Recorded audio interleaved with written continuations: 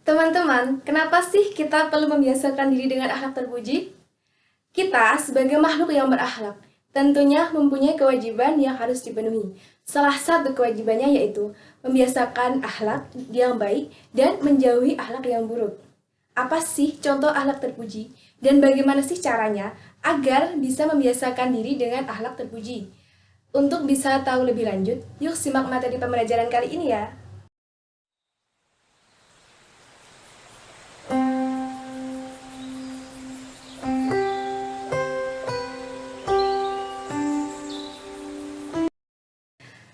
Assalamualaikum warahmatullahi wabarakatuh teman-teman. Bagaimana kabarnya hari ini? Semoga selalu dalam lindungan Allah SWT ya, sehingga kalian selalu dalam keadaan sehat walafiat. Amin. Dan jangan lupa untuk selalu bersyukur dan berdoa kepada Allah SWT. Berjumpa lagi dengan saya, Urmi Inas Atikah Zahra, selaku Fasilitator Laboratorium Multimedia Pembelajaran Fakultas Ilmu Tarbiyah dan Keguruan UIN Sunan Kalijaga, akan kembali mengajak kalian untuk belajar tentang akhlak terpuji. Nah, apakah teman-teman tahu apa sih akhlak terpuji itu? Ya, benar sekali. Pada video pembelajaran kali ini, kita akan belajar tentang materi akhlak terpuji, husnudzon, raja, dan taubat. Sebelum pembelajaran kali ini dimulai, mari kita membaca basmalah terlebih dahulu ya. Bismillahirrahmanirrahim. Apakah kalian sudah siap untuk mempelajari materi pembelajaran ini? Yuk ikuti terus video kakak kali ini ya. Kali ini kita akan membahas mengenai akhlak terpuji, husnudzon, raja, dan taubat. Teman-teman, tujuan dari pembelajaran kali ini ialah agar teman-teman mengetahui pengertian husnudzon, raja, dan taubat, mengetahui ciri-ciri sifat husnudzon dan raja, mengetahui syarat-syarat taubat, mampu melafalkan dan menghafalkan doa-doa taubat dari Al-Quran dan Al-Hadis. Dan yang terakhir, teman-teman mampu mengetahui keutamaan dan manfaat dari husnudzon, raja, dan taubat. Teman-teman, apakah kalian tahu apa sih yang dimaksud dengan akhlak terpuji, husnudzon, raja, dan taubat? Jadi, yang pertama adalah husnudzon. Husnudzon itu maksudnya ialah berprasangka baik. Berprasangka baik ini bisa kepada Allah, kepada orang lain, maupun kepada diri sendiri. Kemudian, yang kedua yaitu raja. Raja adalah mengharapkan atau menginginkan sesuatu dari Allah SWT yang berupa ridho, rahmat, pertolongan, keutamaan maupun kebaikan dunia dan akhirat. Kemudian yang ketiga yaitu taubat. Yang dimaksud dengan taubat ialah memohon ampunan kepada Allah SWT atas segala dosa dan kesalahan yang telah dilakukan.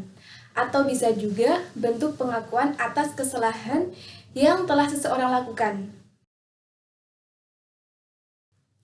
Sekarang, kita akan masuk ke materi pembelajaran.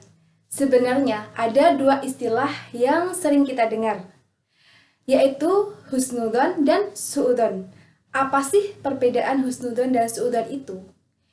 Jadi, husnudzon itu artinya berprasangka baik. Sedangkan suudzon artinya berprasangka buruk. Karena di sini ada kata dzon yang artinya ragu.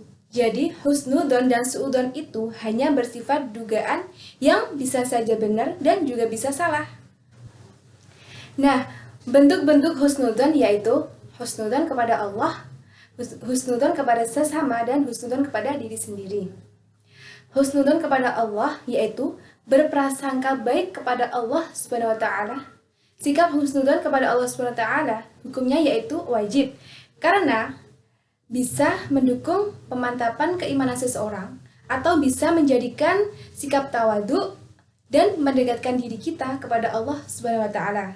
Sikap husnudzon ini merupakan watak dan karakter manusia sebagai hamba yang beriman, sebagaimana yang dijelaskan dalam hadis riwayat Muslim. A'udzu billahi minasyaitonir rajim. An Jabir bin al-Ansari qala sami'tu Rasulullah sallallahu alaihi wasallam qabla mautihi bi thalathati ayami yaqulu la yamutunna ahadukum illa wa huwa yusinud dunnah billahi azza wa jalla. Rawahul Muslim.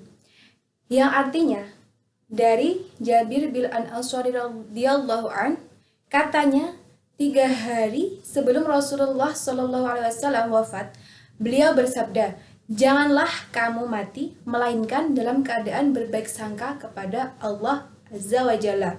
Hadis riwayat Muslim.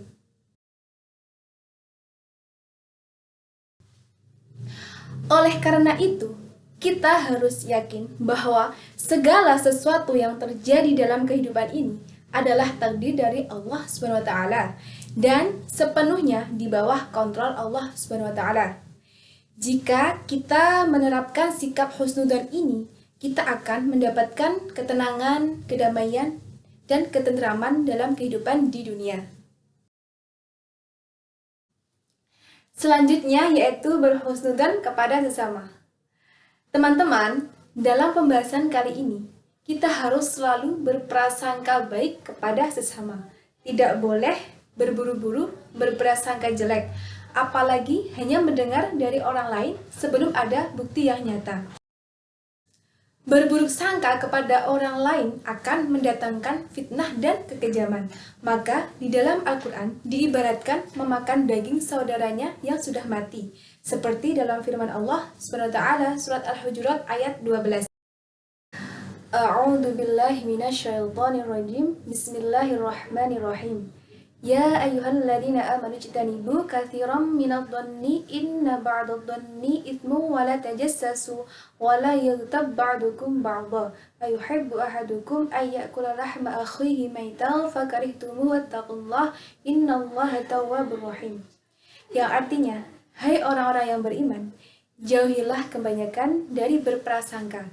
Sesungguhnya sebagian prasangka itu adalah dosa, dan janganlah kamu mencari-cari kesalahan orang lain. Dan janganlah sebagian kamu menggunjing sebagian yang lain. Sukakah salah satu di antara kamu memakan daging saudaranya yang sudah mati? Maka tentulah kamu merasa jijik kepadanya. Dan bertakwalah kepada Allah. Sesungguhnya Allah Maha menerima taubat lagi Maha penyayang. Quran Surat Al-Hujurat ayat 12. Teman-teman, tentunya kalian tidak inginkan mendapatkan dosa dan diibaratkan memakan daging saudaranya sendiri yang sudah mati. Jika tidak ingin, maka janganlah memiliki sifat suudzon dan selalulah berhusnudzon kepada orang lain. Yang ketiga yaitu berhusnudzon kepada diri sendiri. Husnudzon kepada diri sendiri bisa berarti bahwa kita harus mempunyai penilaian baik terhadap diri kita sendiri. Jika memang diri kita sebenarnya belum baik, maka kita harus berprasangka bahwa diri kita bisa memperbaiki sikap kita yang belum baik.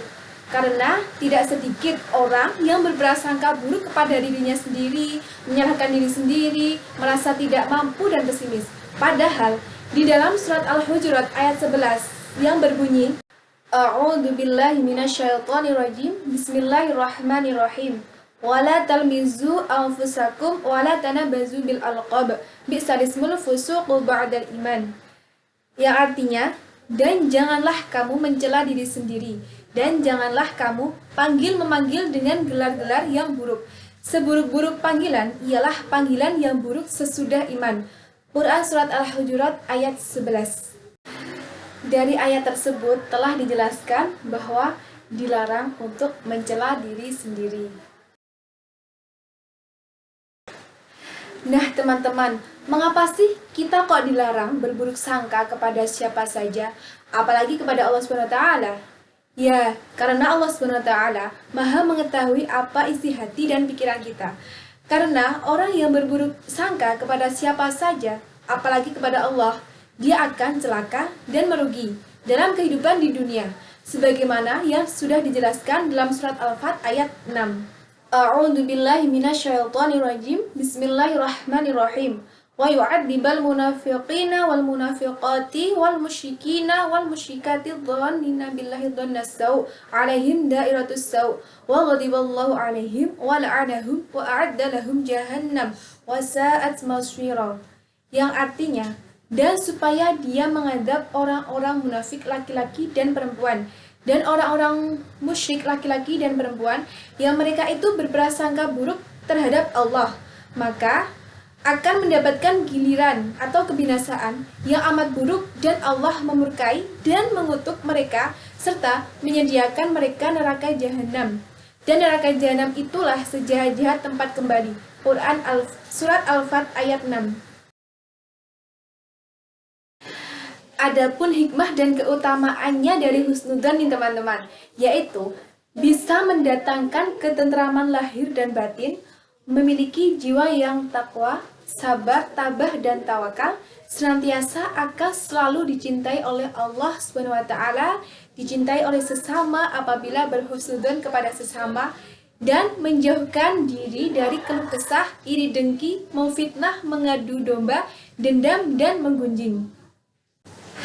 Nah teman-teman, setelah kita mengetahui hikmah dan keutamaan sikap husnudzon, kita juga perlu dong mengetahui bahaya dari sikap suudzon.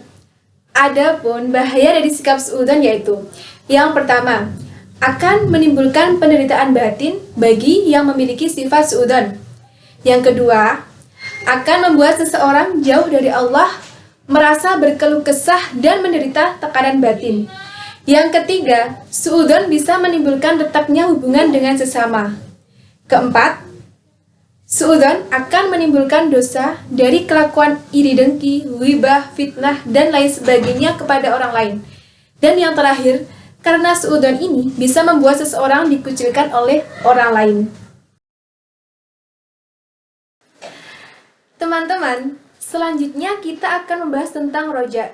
Kita mulai dari pengertian roja. Secara bahasa, roja berasal dari kata roja, yarju, rojaan, yang berarti mengharap dan pengharapan. Roja adalah mengharapkan atau menginginkan sesuatu dari Allah SWT yang berupa ridho, rahmat, pertolongan, keutamaan, maupun kebaikan dunia dan akhirat. Harapan yang kita nantikan ini tentunya harus disertai dengan ikhtiar, doa, dan tawakal. Sifat roja memiliki ciri-ciri yaitu sikap optimis dan dinamis. Sikap optimis ini sesuai dengan firman Allah SWT, Quran Surat Yusuf ayat 87 yang berbunyi, A'udzu billahi minasyaitonir rajim. Bismillahirrahmanirrahim. Wala tai'asu min rauhillah innahu la yai'asu min rauhillahi illal qaumul kafirun. Yang artinya, dan janganlah kamu berputus asa dari rahmat Allah SWT. Sesungguhnya yang berputus asa dari rahmat Allah hanyalah orang-orang yang kafir. Quran Surat Yusuf ayat 87. Orang yang optimis akan selalu percaya kepada diri sendiri dengan membuang rasa takut dan ragu. Mereka yakin bahwa dalam setiap kesuksesan harus didahului dengan sebuah proses yang terkadang prosesnya itu sangat panjang, yang mengharuskan seseorang harus bersabar dan jatuh bangun terlebih dahulu. Ciri-ciri yang kedua yaitu sikap dinamis. Dinamis adalah sikap untuk terus berkembang, bekerja keras, berpikir cerdas, penuh kreasi, dan rajin beradaptasi dengan lingkungan.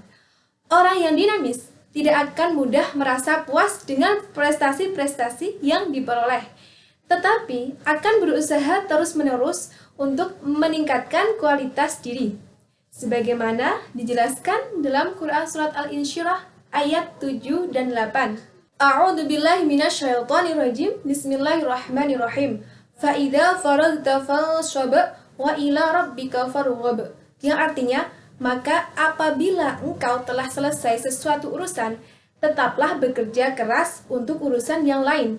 Quran Surat Al-Insyirah ayat 7 dan 8. Dan Quran Surat Al-Jumu'ah ayat 10 yang berbunyi, A'udzu billahi minasyaitonir rajim. Bismillahirrahmanirrahim.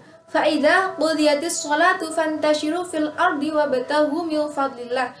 Yang artinya, apabila sholat telah dilaksanakan, maka bertebaranlah kamu di muka bumi dan carilah karunia Allah SWT. Quran Surat Al-Jumu'ah ayat 10. Jadi, orang yang dinamis tidak akan berdiam diri dan berpangku tangan tanpa mempunyai inisiatif untuk melakukan hal yang positif. Tetapi orang yang dinamis pasti akan bekerja keras dalam melakukan usaha, baik yang berhubungan dengan dunia maupun yang berhubungan dengan akhirat. Nah teman-teman, setelah kalian mempelajari ciri-ciri sifat roja, tentunya kalian juga harus bisa membiasakan sifat roja. Cara membiasakan sifat roja yang pertama yaitu selalu berpegang teguh kepada agama Allah, yaitu agama Islam. Yang kedua, selalu berharap kepada Allah agar diberikan kesuksesan dalam berbagai macam usaha dan mendapat ridhonya. Yang ketiga, selalu merasa takut kepada ancaman dan siksaan Allah di hari akhirat kelak. Yang keempat, selalu mahabbah atau cinta kepada Allah dalam berbagai situasi dan keadaan. Yang terakhir, yaitu yakin bahwa rahmat Allah sangat dekat dengan orang-orang yang berbuat baik. Kemudian, ada beberapa hikmah dan keutamaan dari sifat roja. Ialah menjadikan seseorang mempunyai sikap optimis total, menjadikan seseorang hidup tanpa kesedihan, akan membuat seseorang berprasangka baik, membuat seseorang mengharapkan rahmat Allah dan tidak mudah putus asa, membuat seseorang merasa tenang dan aman, dapat meningkatkan rasa syukur atas nikmat yang telah Allah berikan, serta dapat menghilangkan rasa hasad, dengki, dan sombong kepada orang lain. Teman-teman, selanjutnya kita akan membahas tentang taubat. Yang pertama kita harus tahu apa sih maksud dari taubat itu. Taubat berasal dari kata taba, kemudian menjadi kata taubat yang berarti kembali. Secara istilah, taubat berarti memohon ampunan kepada Allah SWT atas segala dosa dan kesalahan. Taubat juga merupakan bentuk pengakuan atas segala kesalahan dan pernyataan menyesal atas dosa-dosa yang telah dilakukan. Mengapa sih manusia harus bertaubat, teman-teman? Jawabannya, karena perbuatan dosa yang dilakukan seseorang dapat berakibat buruk bagi pelakunya.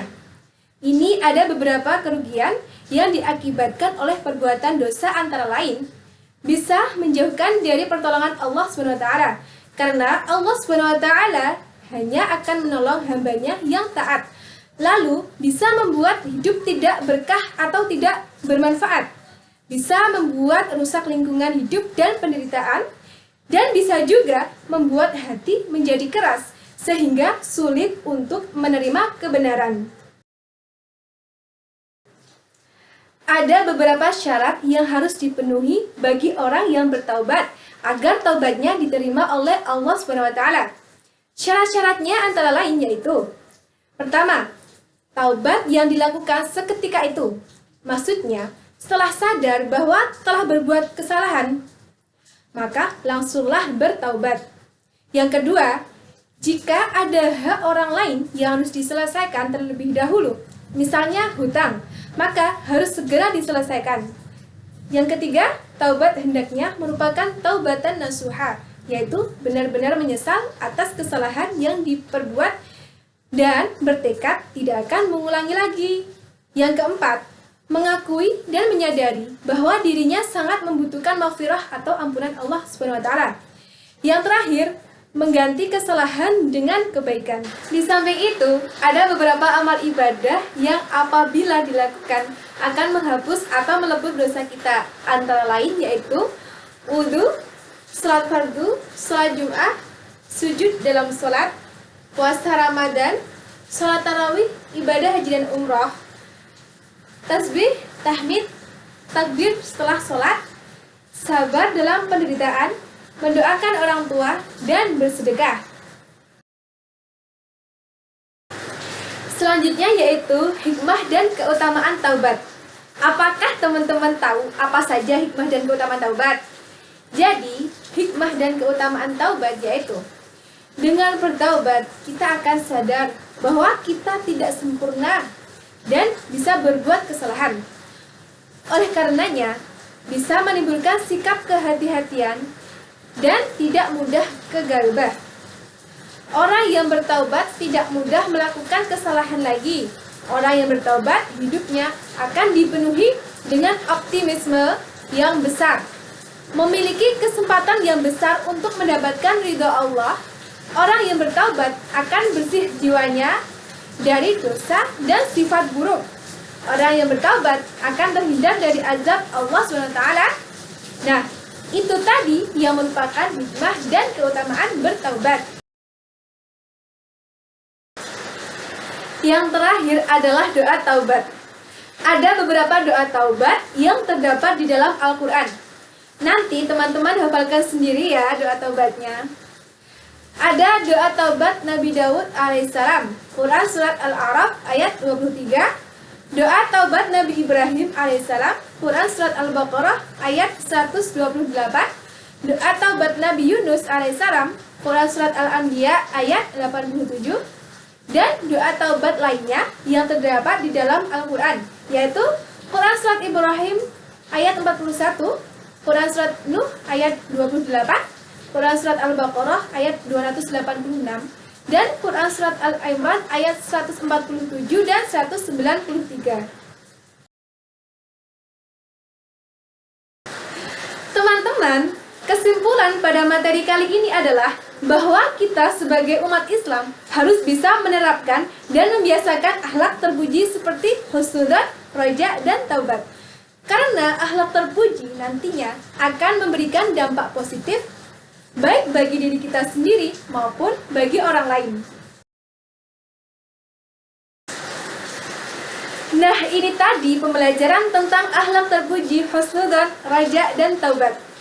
Semoga pembelajaran kali ini dapat memberikan kita manfaat, membuat akhlak kita lebih baik lagi, dan dapat meningkatkan iman dan takwa kita kepada Allah SWT. Sampai jumpa di pembelajaran berikutnya ya teman-teman. Cukup sekian dari saya. Apabila banyak kesalahan dan kekurangannya, saya mohon maaf. Wassalamualaikum warahmatullahi wabarakatuh. See you.